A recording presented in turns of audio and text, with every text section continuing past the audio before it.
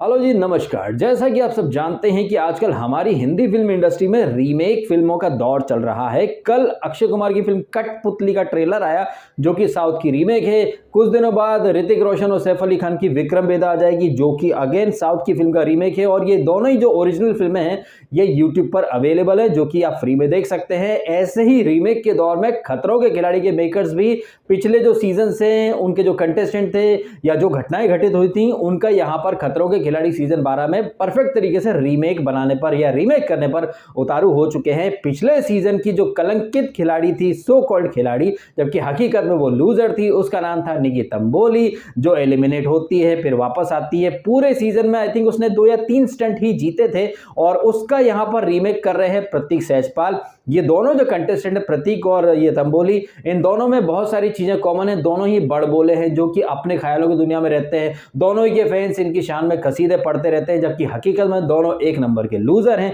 जैसे तंबोली अपने सीजन में थी, उसने सिर्फ 3 ही स्टंट जीते थे, वैसे ही प्रतीक सहजपाल, जो कि खुद को बहुत स्ट्रांग मानता है, उसके फैंस कहते हैं प्रतीक कभी गिव अप नहीं करता है। प्रतीक सहजपाल ने बिग बॉस ओटीटी कही है, बिग बॉस 15 में मैं लड़ूंगा आखिरी तक लड़ूंगा, मेरे में जुनून है। जैसे निकी तंबोली झुंड में चला करती थी, लेकिन खुद को वो बहुत स्ट्रांग माना करती थी, वैसे प्रतीक सहजपाल चाहे बिग बॉस ओटीटी कही है। इनफैक्ट मैंने इसका रोडीज का एक ऑडिशन वाला क्लिप देखा था। सर मेरे अंदर जुनून है, मैं गिव अप नहीं करता, सर मैं एफर्ट देता हूं। चल झूठा। क्या प्रतीक सहजपाल वाकई में एफर्ट डालता है? प्रतीक सहजपाल के एफर्ट और निकी तंबोली के एफर्ट एक ही जैसे हैं। इनफैक्ट कल रात के एपिसोड में खुद रोहित शेट्टी ने भी बोल दिया कि पिछले सीजन में तंबोली थी, इस सीजन में ये प्रतीक है। दोनों के दोनों जो है वो स्टंट नहीं करते हैं और दोनों के दोनों में एक चीज और कॉमन है कि एक ऐसा स्टंट जो कि बहुत ही इजीली और आसानी से परफॉर्म हो सकता था, प्रतीक ने भी गिव अप कर दिया, तंबोली ने भी गिव अप कर दिया, लेकिन दोनों के जो फैंस हैं वो कहते हैं ये गिव अप नहीं करते हैं, अपना 200% देते हैं। और प्रतीक के लॉजिक देखे थे, सर मैंने एफर्ट किया है, मैंने माइंड में एफर्ट किया है, आपको नहीं दिखा तो मैं क्या कर सकता हूं। कितने तेजस्वी लोग हैं हमारे पास, कितने शानदार विचार रखते हैं जी। मेरे पैर कांप रहे थे सर, फिर भी मैंने एफर्ट किया है, मैंने माइंड में एफर्ट किया। सर आप समझो, माइंड में एफर्ट किया है, जबकि क्या एफर्ट थे क्या नहीं थे ये आप सब देखते हैं। तो एक ऐसा स्टंट जो कि इजीली हो सकता था, वो अपने सीजन में तंबोली अरे मेरी फट रही है, मैं नहीं करूंगी, इजी से इजी स्टंट में ये हग जाते हैं। और एक डिफिकल्ट स्टंट जो आता है उसमें तंबोली भी कर गई थी, जबकि वरुण सूद और विशाल आदित्य सिंह नहीं कर पाए थे। ऐसे ही यहां पर मोहित मलिक स्टंट नहीं कर पाया टाइम पर और प्रतीक सहजपाल कर गया, जबकि वो प्रतीक सहजपाल इससे पहले वाले स्टंट में गिव अप कर देता है, एफर्ट ही नहीं लेता है, कोशिश ही नहीं करता है। लेकिन उसके फैंस कहते हैं प्रतीक कभी गिव अप नहीं करता, वो हमेशा अपना बेस्ट देता है। भाई ब्रीफकेस लेकर के जाना गिव अप करने की श्रेणी में आता है या नहीं आता है, ये आप अच्छे से समझ सकते हैं। लेकिन जैसे अंदर कंटेस्टेंट, बाहर उनके फैंस और मेकर्स की ये जो चीजें होती हैं, मैं इन्हीं चीजों को ज्यादातर हाईलाइट करता रहता हूं। एंड जैसे मैंने इस वीडियो की शुरुआत में रीमेक वाला पॉइंट हाईलाइट किया था, वैसे ही बिग बॉस कहिए या खतरों का खिलाड़ी जो है ना, उसमें एक टेम्पलेट होता है। अगर कोई सीजन हिट हो गया है या फिर कोई चीजें जो कि क्लिक कर गई हैं, चाहे वो लोगों को इरिटेट करती हो, लेकिन मेकर्स उन चीजों को या उन किरदारों को या उन घटनाओं को वापस से प्रस्तुत करते हैं, कट कॉपी पेस्ट करके। इसे एक तरह से हम रीमेक ही कह सकते हैं। आपको याद होगा भारती वाला सीजन, वहां पर जास्मीन भसीन थी, वो हर स्टंट के पहले मुझसे नहीं हो पाएगा, मुझे डर लगता है, ये सांप मुझे खा जाएगा, लेकिन वो स्टंट करके आ जाती थी। वो जास्मीन का किरदार यहां पर कनिका को दिया गया, जो कि हर स्टंट के पहले मुझे नहीं आते, मैं नहीं कर पाऊंगी, लेकिन कर जाती है। वैसे ही निकी तंबोली का यहां पर किरदार पकड़ा दिया गया है प्रतीक सहजपाल को। हम लोग सोच रहे थे कि यहां पर राजीव अडातिया जो है वो तंबोली वाला पार्ट प्ले करेगा, हर स्टंट में गिव अप करेगा, लेकिन ये चीज तो यहां प्रतीक कर रहा है। खैर यहां पर कल रात का एपिसोड था mummy special, mother special episode था, जहां पर रोहित शेट्टी की एंट्री के बाद सब लोग कितनी ओवर एक्टिंग करते हैं। उसके बाद ये रियलिटी शो का तमगा चिपका दिया जाता है और एक्टिंग करने नहीं ओवर एक्टिंग करने में तो चुबीना महारानी सबसे आगे है, चाहे कॉकरोच डाले उनके ऊपर या कुछ डाले, इतना मुंह फाड़ फाड़ के चिल्लाती हैं जैसे किसी ने गुर्दे छीन लिए हो उनके। तो कैसे ये सारे contestant stunt come over acting ज्यादा करते हैं और ये सारी चीजें कितनी जबरदस्त तरीके से मेकर्स ने प्लान की है, आइए इसको समझने की कोशिश करते हैं। ये एपिसोड शुरू होता है ये फोकट की ओवर एक्टिंग मदर स्पेशल के नाम से ये जो करते हैं, उसके बाद डायरेक्ट मुद्दे की बात पर आते हैं। तो कनिका मान के पास है के मेडल और रोहित शेट्टी यहां पर बोलते हैं कि कनिका आपको पता है के मेडल की क्या फायदे होंगे, क्या नुकसान होंगे। तो कनिका बोलती है सर मैं स्टंट परफॉर्म करूंगी, मैं अभी के मेडल यूज नहीं करना चाहती हूं। जहां तक हमें पता चला है कनिका मेडल आगे चल के के मेडल यूज करेगी और वो देगी आई थिंक मोहित मलिक को, शायद मोहित मलिक को वो एलिमिनेशन से बचा लेगी, ऐसी कुछ खबरें आई हैं। तो यहां पर जब कनिका बोलती है कि वो स्टंट परफॉर्म करेगी, हमारे दिमाग में एक बात तभी आ जाती है कि रोहित शेट्टी मेक श्योर करेगा कि कनिका ये स्टंट परफॉर्म ना कर पाए। रोहित शेट्टी कनिका का पार्टनर बना देते हैं राजीव अटातिया को। अब राजीव बहुत ज्यादा थुलथुल काया के मालिक है, तो वो तो उधर जा नहीं सकते थे जहां पर एक प्लेटफॉर्म टाइप का बना है, आपको थोड़ा सा बॉडी को लीन करके कुछ फ्लैग्स जो कि हवा में लटक रहे हैं वो आपको खींचने हैं। आप भी हवा में ही है लेकिन हार्नेस्ड वगैरह है, तो आप गिरेंगे तो आपको लगेगी नहीं। इतना कॉमन सेंस तो इन सारे कंटेस्टेंट को है कि अगर ये गिर भी जाएंगे तो कोई हादसा नहीं होगा, लेकिन इसके बावजूद हम देखते हैं कि प्रतीक जो है वो कोशिश भी नहीं करता। खैर, उसके पहले कनिका और राजीव जाते हैं जहां पर ये इतना अच्छा परफॉर्मेंस नहीं दे पाते, लेकिन जन्नत और फैजू आते हैं, माइंड ब्लोइंग परफॉर्मेंस देते हैं। उनका कोऑर्डिनेशन कहिए, टीम वर्क कहिए और एक दूसरे को एनकरेज करना, ये काबिले तारीफ था। इसके बाद मोहित मलिक आता है प्रतीक के साथ। अब यहां पर मोहित मलिक ने कितना बड़ा वाला ब्लंडर किया, आइए इसके बारे में भी चर्चा कर लेते हैं। अपने पिछले वीक के जो रिव्यूज मैंने किए खतरों के खिलाड़ी के, वहां पर मैंने एक बात कही कि तुषार और मोहित के बीच में भी एक अलग ही कंपटीशन या अलग ही बिग बॉस या खतरों का खिलाड़ी चलता है। कभी किसी वीक तुषार अच्छा कर जाता है, कभी मोहित अच्छा कर जाता है। पिछले वीक हमने देखा जहां मोहित अच्छा कर गया था, तो इस वीक उसका ब्लंडर करने का टाइम था। जब मोहित मलिक को पता है कि प्रतीक जो है वो स्टंट अच्छे से परफॉर्म नहीं कर पाता है और हाइट वाले स्टंट में तो वो टोटली गच्चा खा जाता है, उसको फैंटिश टाइप का फील होने लगता है। और सबसे बड़ी बात कि मोहित मलिक को पता है कि उसकी हाइट काफी अच्छी है, वो ऑलरेडी हवा में लटकने वाले स्टंट कर चुका है। तो यहां पर स्टंट शुरू हो इसके पहले ही मोहित मलिक ने अपनी हार की स्क्रिप्ट लिख दी। जब उसने प्रतीक को जिम्मेदारी दे दी कि भैया प्रतीक तू उधर जा, तू फ्लैग वगैरह खींच, मैं इस साइड रहता हूं प्लेटफॉर्म के, सो दैट मैं तेरी रस्सी पकड़ के रखूं, तुझे गिरने से बचा सकूं। ये सबसे बड़ा ब्लंडर था मोहित मलिक का। मोहित मलिक को अपनी हाइट का फायदा उठाना चाहिए था। प्रतीक सहजपाल वैसे तो फिटनेस फ्रीक है, जिम वगैरह करता रहता है, वो कोई दूध पीता बच्चा तो है नहीं जो रस्सी से वजन ना संभाल पाए। और सबसे बड़ी बात, आप हार्नेस्ट पे बंधे हुए हो तो आप गिरोगे तो नहीं। तो यहां पर मोहित मलिक ने खुद ही अपनी हार की स्क्रिप्ट लिख दी। जब उसने यहां पर रोल रिवर्स कर दिया, उसको खुद उधर जाना था, प्रतीक को इस साइड खड़ा करना था, सो दैट अपनी हाइट का फायदा उठाए, थोड़ा सा लीन हो जाए और सारे फ्लैग वो इजी स्नैच कर सकता था, ले सकता था। लेकिन यहां पर मोहित ने सबसे इंपॉर्टेंट काम प्रतीक को पकड़ा दिया, जबकि प्रतीक को उस साइड खड़ा होना था। मोहित इधर आता तो इजीली वो लोग जीत सकते थे, लेकिन मोहित ने स्टंट की शुरुआत में ही ब्लंडर कर दिया। उसके बाद में खिसियानी बिल्ली खंबा नोचे वाला आई थिंक ये रवैया दिखाने की जरूरत नहीं थी। जब वो प्रतीक के ऊपर चढ़ रहा था, उसने रस्सी भी फेंक दी कि क्या यार तेरी वजह से मैं चला गया। तो यहां पर मोहित को खुद सोचना चाहिए था कि वो प्रतीक जो कि इस सीजन में सिर्फ भगता चला आया है, आप उसके ऊपर जिम्मेदारी कैसे डाल सकते हो। एंड प्रतीक अपने ब्लंडर को स्वीकार करने के बजाय उल्टा चोर कोतवाल को डांटे, सर मेरे पैर कांप रहे थे, सर मेरे से नहीं होता, सर किसी को दिखाओ नहीं दिखाओ, मैंने अपने माइंड में एफर्ट लिए, सर मैंने एफर्ट लिया, मैं सॉरी बोलता हूं लेकिन मैंने एफर्ट लिया, मैं एफर्ट लेता हूं, मैंने एफर्ट लिया है। और यहां पर छमिया निशांत जो कि उसका दोस्त प्रतीक का, वो क्या कह रहा था, अरे तुम वापस क्यों आए। भाई साहब निशांत को बड़ी गालियां पड़ रही हैं प्रतीक फैन की तरफ से। वैसे जैसे अंदर प्रतीक करता है ना, वैसे बाहर उसके फैंस भी करते रहते हैं। मुझे याद है बिग बॉस ओटीटी में जब अक्षरा प्रतीक की पार्टनर थी, तब तक प्रक्षरा चल रहा था। जैसे ही प्रतीक ने नेहा भसीन को पकड़ लिया, उसके बाद प्रतीक के फैंस अक्षरा को ही गाली देने लग गए। तो बाहर भी एक अलग ही बिग बॉस टाइप का कुछ चलता रहता है। तो यहां पर जन्नत और फैजू जो हैं वो सेफ हो जाते हैं। कनिका को, राजीव को और इसको क्या नाम इसका प्रतीक को और मोहित को, इनको फियर फंदा मिल जाता है। यहां पर मोहित के चेहरे पर जो उदासी है, जो गम दिखाई दे रहा था, जिसके लिए वो प्रतीक को कसूरवार मान रहा था। प्रतीक तो खैर है ही सही कसूरवार, जैसे पिछले सीजन में ऐसे सिमिलर स्टंट में तंबोली बैठ गई थी, उसने एफर्ट तक नहीं लिए थे, ऐसे ही प्रतीक ने भी एफर्ट नहीं ली। लेकिन मोहित को एक्चुअली में जरूरत क्या थी प्रतीक को वो जिम्मेदारी देने की। मोहित के पास हाइट है, कद काठी वाला है और वो हवा में लटकने वाले स्टंट पिछले वीक भी किए हैं। तो यहां पर मोमेंटम था, उसके पास एक्सपीरियंस था इस तरह के स्टंट को करने का, तो उसको जाना चाहिए था। लेकिन मोहित ने खुद अपने पैर पर कुल्हाड़ी मार ली। वैसे यहां पर मोमेंटम और पुराने जो इस तरह के स्टंट है, इनका मैंने जिक्र किया।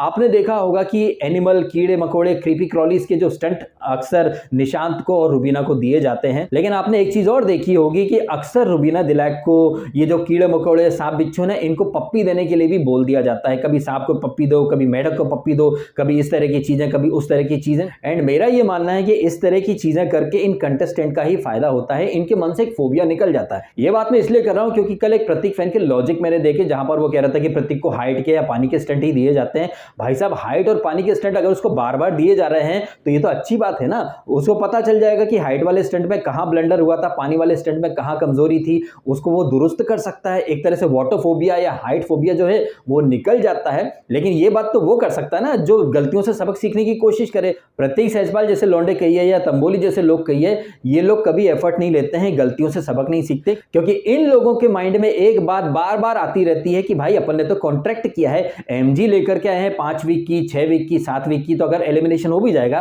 तो वापस आ जाएंगे। आप याद कीजिए जब प्रतीक का एलिमिनेशन स्टंट था उसने एफर्ट ही नहीं लिए थे, क्योंकि उसे पता था कि यार वो तो वापस आ ही जाएगा। तो जब कॉन्ट्रैक्ट रहता है ना दिमाग के अंदर कि हाँ मैं तो 6 वीक के लिए हूं, मैं चला भी जाऊंगा तो वापस आ जाऊंगा, बस ओवर एक्टिंग कर दूंगा कि मैं घर चला गया था वापस आया सर, मैंने मां से आशीर्वाद दिया, इस तरह की बातें पब्लिक को चूरन चिपकाने वाली बातें होती हैं। तो ये जो प्रतीक है इसको पता था कि क्या होने वाला है, ये अच्छी एक्टिंग कर रहा है। तो वो प्रतीक सहजपाल जिसने एलिमिनेशन स्टंट को बिल्कुल ही सीरियसली नहीं लिया, अभी सर अबॉट करके चला गया, क्योंकि उसको पता था वो वापस आएगा। लेकिन प्रतीक के फैंस से मैं एक बात कहना चाहता हूं कि प्रतीक को बार बार हाइट के और पानी के स्टंट दिए जा रहे हैं। भाई साहब ये तो कहीं ना कहीं उसके लिए अच्छा ही है ना, उसके अंदर का डर या फोबिया बाहर निकल जाएगा। लेकिन जब दिमाग में कॉन्ट्रैक्ट हो तो फिर एफर्ट क्यों लेना। जैसे रूबीना को बैक टू बैक ये क्रीपी क्रॉलीज वाले स्टंट दिए जा रहे हैं। हम सब जानते हैं कि वहां जो सांप बिच्छू होते हैं उनका जहर निकाल लिया जाता है, या फिर उन्हें ऐसे इंजेक्शन या कुछ दे दिए जाते हैं कि वो ज्यादातर समय तो वो सोते रहते हैं या फिर एकदम लेजी बफेलो की तरह पड़े रहते हैं।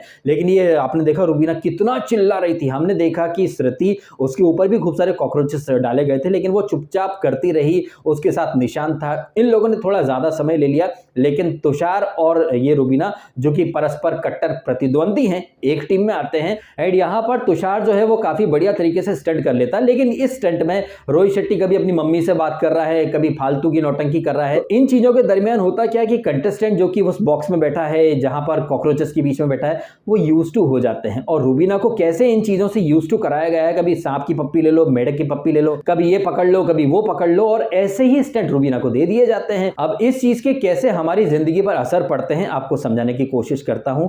आप जब छोटे थे आपने पहली बार साइकिल चलाना सीखी थी। साइकिल जब आपने हाथ में पकड़ी तो आपके मन में फोबिया था, अरे मैं गिर जाऊंगा, लग जाएगी। लेकिन एक दो बार आप ट्राई करते हो, फिर आपको पता चल जाता है कि कैसे चलानी ताकि हम गिरे नहीं। तो प्रतीक को जिस तरह से बार बार स्टंट दिए जा रहे हैं हाइट के, पानी के, उसको तो समझ जाना चाहिए ना कि यार यहां पर ऐसी गलती हो गई थी, इस स्टंट को ऐसे करना है, पैनिक नहीं करना है। जैसे रूबीना को बार बार इन लोगों ने कभी कॉकरोच से इसके साथ, कभी सांप के साथ, कभी बिच्छू के साथ इस तरह के स्टंट दे देकर क्या कि उसको आदत आ चुकी है कि हाँ ये स्टंट ऐसे करना है। और रूबीना ओवर एक्टिंग में तो महारत है ही सही, उसको वो स्टंट शुरू हो उसके पहले please gentle with me, oh my God मम्मा,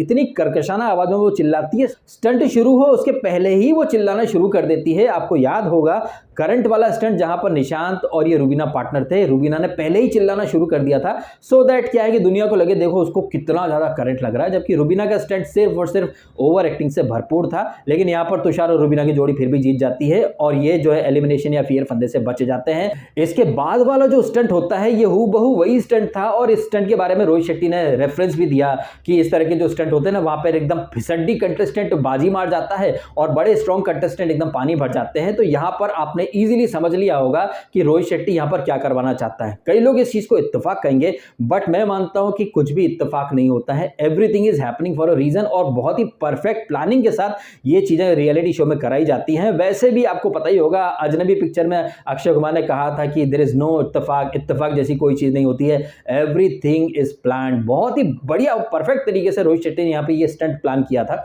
आपने देखा था पिछले सीजन में वरुण सूद और विशाल आदित्य सिंह जैसे देसी बॉय ये स्टंट नहीं कर पाए थे, तंबोली आके कर गई थी। हालांकि हम सब ने देखा था तंबोली के टाइम पर ना हवा का उतना फ्लो था, ना पानी में इतना फोर्स था। एंड जैसे ही तंबोली अपना स्टंट करने आती है, वो जो प्लेटफॉर्म था जिस पर ये चलते हैं वो पहले काफी ज्यादा स्लोप पे था, लेकिन बाद में वो बैलेंस हो गया था, तो जिसकी वजह से तंबोली कर गई थी। तो कैसे मेकर्स ने, रोहित शेट्टी ने यहाँ पर पब्लिक के सामने एक चीज चिपका दी है कि खतरों के खिलाड़ी में कुछ भी हो सकता है। पहले तंबोली का रेफरेंस दिया एंड हूबहू वही चीज यहां पर मोहित के साथ हो रही है, प्रतीक के साथ हो रही है। जहां पर लग रहा था कि मोहित कर जाएगा, लेकिन मोहित नहीं कर पाया, प्रतीक करके चला गया। मैं मोहित मलिक को पसंद करता हूं, इसके बावजूद मैंने मोहित मलिक को क्रिटिसाइज किया था पिछले वीक, जब मैंने कहा था कि वो घमंड में आ गया था, ओवर कॉन्फिडेंस हो गया था। जब उसे पता चला कि कनिका और निशांत को ड्राइविंग नहीं आती तो मोहित में घमंड आ गया था कि मैं तो जीत ही जाऊंगा। एंड यहां पर भी मोहित ने अपनी गलती से सबक नहीं सीखा। यहां जब उसे दिखाई दिया कि यार प्रतीक तो स्टंट नहीं कर पाता है, तो कहीं ना कहीं मोहित के चेहरे पर एक एरोगेंस या फिर होता ना, अरे वाह मैं तो जीत जाऊंगा, प्रतीक तो पिछले स्टंट में कुछ नहीं कर पाया, यह स्टंट तो मैं ही जीतूंगा, ऐसा कुछ भाव, ऐसी कुछ फीलिंग्स मुझे मोहित के चेहरे पर दिखाई दे रही थी क्लियरली। लेकिन यहाँ पर भी मोहित के साथ वही हुआ जो पिछले वीक हुआ था। अब मोहित को मैं पसंद करता हूँ, इसके बावजूद उसकी मैं धज्जी उड़ा देता हूँ, क्रिटिसाइज कर देता हूँ, लेकिन मुझे मोहित के फैंस कभी इतनी गालियां वगैरह नहीं देते। लेकिन प्रतीक के बारे में कुछ बोल दो, रुबीना के बारे में कुछ बोल दो तो तुरंत उनके फैंस को मिर्ची लग जाती है। अब इसी बात पर एक बात और हाईलाइट कर देता हूं कि जब प्रतीक का एलिमिनेशन हुआ था उसको सब स्क्रिप्टेड बोल रहे थे, प्लान बोल रहे थे, लेकिन जब कमबैक हुआ तो किसी ने उसको स्क्रिप्टेड नहीं बोला। पहला वाला जो स्टंट वो गिव अप कर गया उसके बारे में कोई बात नहीं कर रहा, लेकिन एक स्टंट अच्छा क्या परफॉर्म कर गया, लोग उसकी शान में कसीदे पढ़ने लग गए। जबकि तंबोली हो या फिर प्रतीक सहजपाल हो, इनकी पूरी जर्नी खतरों के खिलाड़ी की एक जैसी रही है। तंबोली ने अपने सीजन में हार्डली 2-3 स्टंट ही किए थे, जीती थी, और यहां पर प्रतीक भी इक्का दुक्का स्टंट ही जीता है। अदरवाइज बीच में वो भी एलिमिनेट हुई थी, यहां प्रतीक भी एलिमिनेट हुआ। लेकिन ये पॉइंट आप हाईलाइट नहीं करोगे, इनका एलिमिनेशन प्लान था, स्क्रिप्टेड था, लेकिन री एंट्री या फिर एक स्टंट में गिव अप कर देना, उसके बाद वाले स्टंट में जबरदस्त तरीके से परफॉर्म करना, ये भी तो एक प्लानिंग का, स्क्रिप्ट का पार्ट है। लेकिन ना इसको कोई स्क्रिप्टेड बोलेगा, ना ही इसको कोई मेकर्स का प्लान बोलेगा, और ये चीज तो फैंस बहुत ज्यादा करते हैं। एंड जैसे शो के अंदर कंटेस्टेंट एक्टिंग करते हैं, गिरगिट की तरह रंग बदल लेते हैं, बाहर फैंस भी हूबहू वही कर लेते हैं। जैसे कि बिग बॉस 12 में जो लोग श्रीशांत को सपोर्ट कर रहे थे, श्रीशांत नहीं जीते तो सडनली कलर फेस, कई लोगों ने तो मोदी गवर्नमेंट या फिर राजनाथ सिंह को टैग कर दिया था, लेकिन वही लोग अगले सीजन में सिद्धार्थ शुक्ला के पीआर बन गए।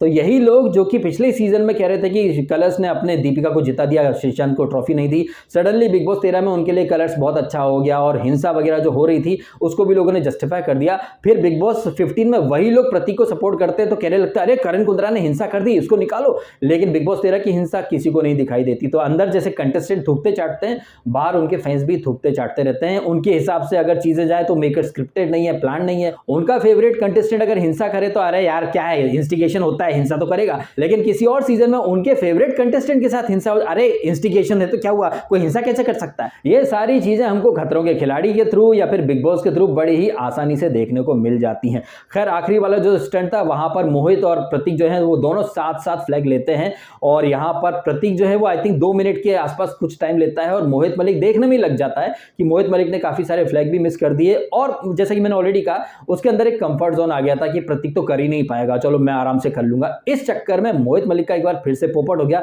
पिछले वीक कनिका और निशांत को उसने बड़ा लाइटली लिया था, इस बार उसने प्रतीक को लाइटली लिया। तो ये चीजें कैसे मेकर्स करवाते हैं सो दैट शो इंटरेस्टिंग बन जाए, लोगों को लगे कि यार कितना अनप्रेडिक्टेबल शो है ये। एक स्टंट में, इजी स्टंट पे वो नहीं कर पाए, लेकिन इतना खतरनाक और इतना पेचीदा और इतना डायनेमिक स्टंट वो करके चला गया। ओ माय गॉड, यहाँ कुछ भी हो सकता है। ऐसी चीजें करके शो इंटरेस्टिंग भी बनता है और अनप्रेडिक्टेबल भी बनता है। लेकिन एक्चुअली में ये रियलिटी शो कितने ज्यादा अनप्रेडिक्टेबल है, कितने ज्यादा यूनिक है, ये सारे पॉइंट तो मैं आपके सामने लाके रख ही देता हूं। इन्हीं तमाम बातों के साथ मैं कर देता हूं अपना ये वीडियो खत्म। आपको ये वीडियो कैसा लगा कमेंट करके आप भी अवश्य बताइएगा, और जिस तरह से ओरिजिनल वर्सेस रीमेक, ये जो मैंने इक्वेशन यहां पर आपके सामने रखी है, प्रस्तुत की हैं, आप इनसे कितने सहमत है, कितने असहमत है, ये भी कमेंट करके अवश्य बताइएगा।